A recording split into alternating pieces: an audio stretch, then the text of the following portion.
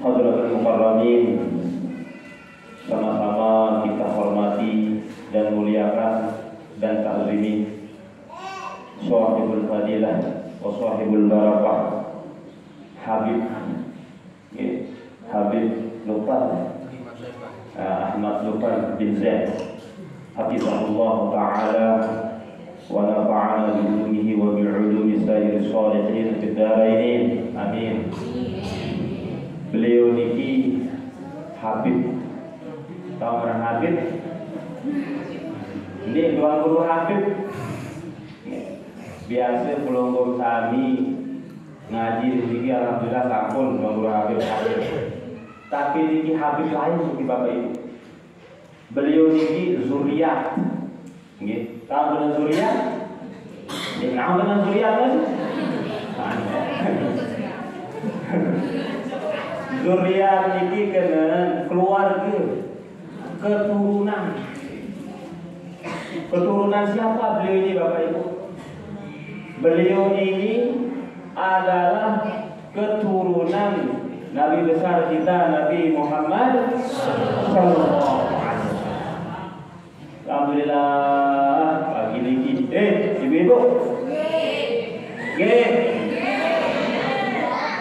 Pagi ini tunggu dia tuah beripi, dia tuah menghayal, niki jadi kenyataan tunggu bertemu dengan keturunan Nabi besar kita Nabi Muhammad, keturunan Rasulullah Bapak Ibu. Nah jadi tiang tunggu sebagai Shahibul Bait, sebagai tuan rumah di sini, mari kita takzim kepada beliau. Mari kita hormati beliau Bapak Ibu. Karena apa? Beliau ini adalah keturunan zuriat Rasul Nabi kita Muhammad sallallahu alaihi wasallam. Nah, ia tanda ia bukti makin lagi bahwa majelis pelonggong sami niki, pengajian tiang pelonggong sami niki diberkahi oleh Allah Subhanahu wa taala. Alhamdulillah. Insyaallah. Syukur pelonggong sami niki. Beliau ini adalah betul-betul atau benar-benar keturunan dari Rasul Nabi kita Muhammad sallallahu alaihi wasallam. Selawat dan salam kepada junjungan alam Nabi besar kita Nabi Muhammad sallallahu alaihi wasallam. Mudah-mudahan kelak yaumul qiyamah tiang pelonggong sami niki berkat mangkit niki hari niki tiang pelonggong sami niki ngiring zuriat beliau. Mudah-mudahan kelak yaumul qiyamah kita semua mendapat syafaatul uzma wa syafaatul kubra dari beliau. Amin ya rabbal alamin. Jadi Bapak Ibu, alhamdulillah, terima kasih hadir.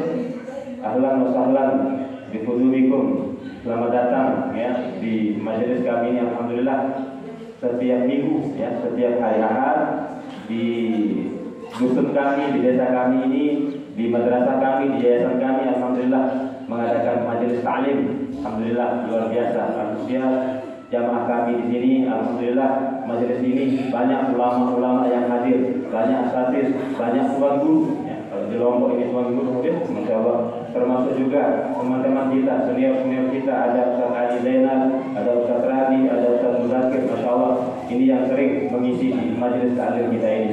Jadi alhamdulillah pagi hari ini langsung saja ibu apa yang akan beliau sampaikan kepada kita, mudah-mudahan bisa kita amalkan di dalam kehidupan kita sehari-hari. Langsung saja pengajian pagi ini yang akan disampaikan oleh Habib Lutfan, Habib Ahmad Lutfan bin Zaid ya. Kepada beliau kami persilakan.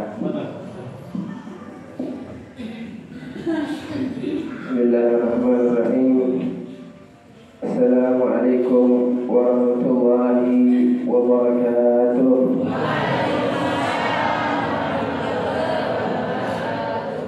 Alhamdulillah, wassalatu wassalamu ala sayyidina wa maulana Muhammad bin Abdillah wa ala alihi wa sahbihi wa man wala wa la hawla wa la quwwata illa billah. Allahumma salli wa sallim ala sayyidina Muhammadin miftahi babi rahmatillah adada ma fi ilmillah salatan وسلاما دائمين بدوام ملك الله وعلى آله وصحبه أما بعد.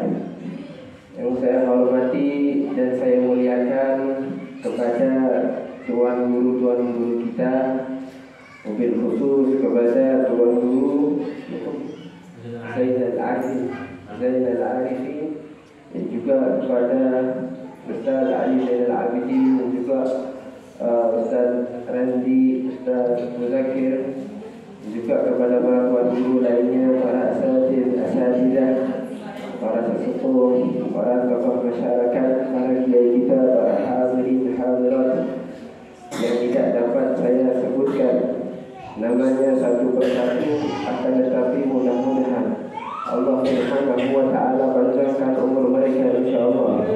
Allah sehatkan badannya, Allah jaga lahirkan batinnya, Allah mudahkan segala urusan dunia dan juga akhiratnya.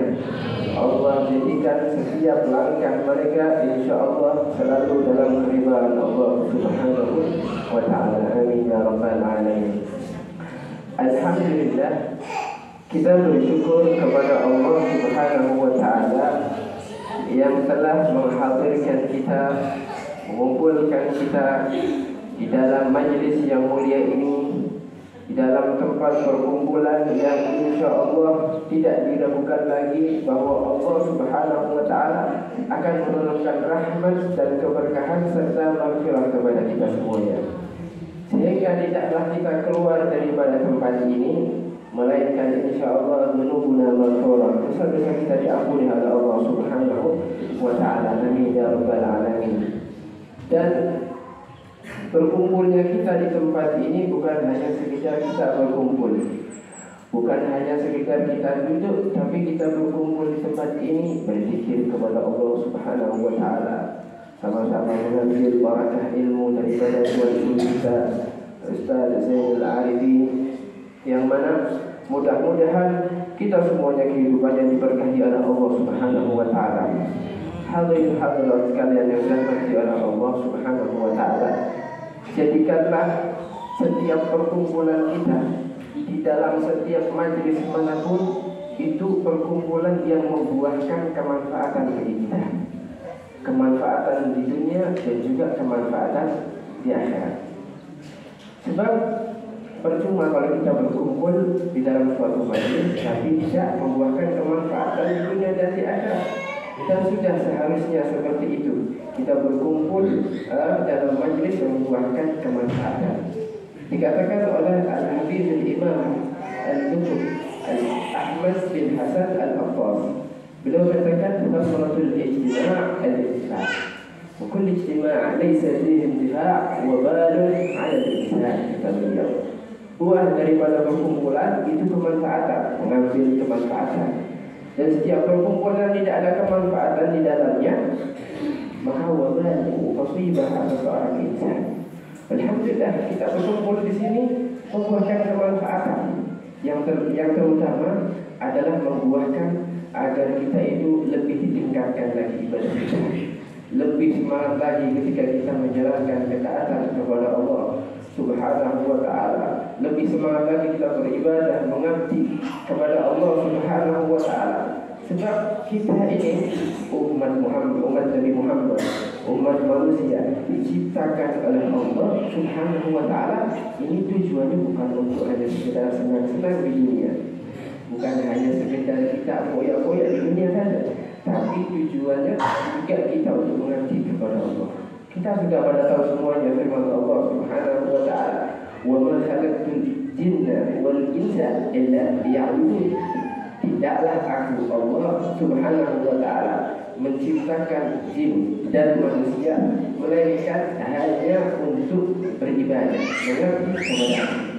mengabdi kepada Allah Subhanahu wa ta'ala.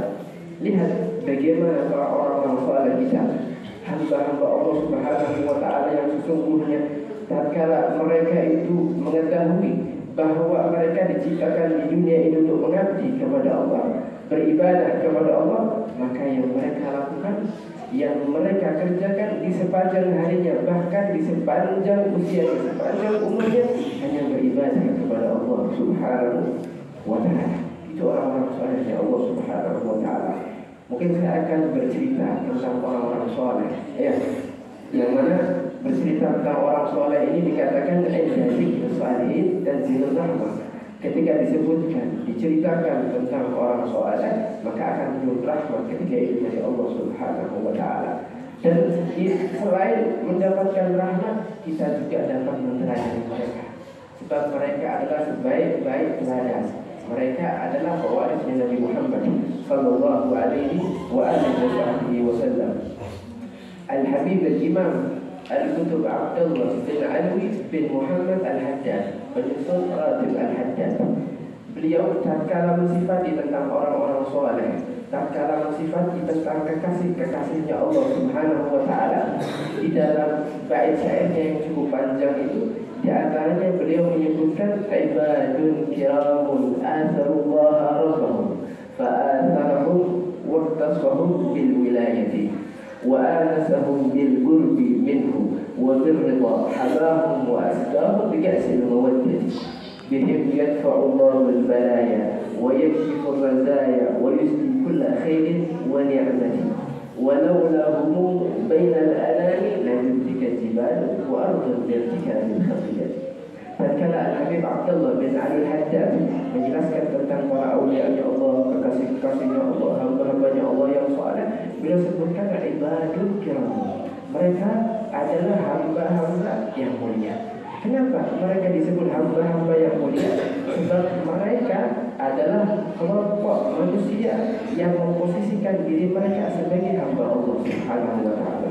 Meskipun ilmunya bagikan lautan tak bertepi saking banyaknya, meskipun ibadahnya sampai sekian ratus rakaat dan bahkan sekian ribu rakaat, setiap harinya bisa khatam Al-Quran 31 kali, bahkan 2 kali, bahkan 3 kali dan seterusnya, tapi tetap mereka memposisikan diri mereka sebagai hamba dan budak sahayanya Allah Subhanahu wa Ta'ala. Jangankan orang-orang saleh, jangankan para awliya Nabi kita, Nabi Muhammad sallallahu alaihi wasallam, kita sudah tahu bahwa Nabi Muhammad sallallahu alaihi wasallam adalah paling mulianya makhluk.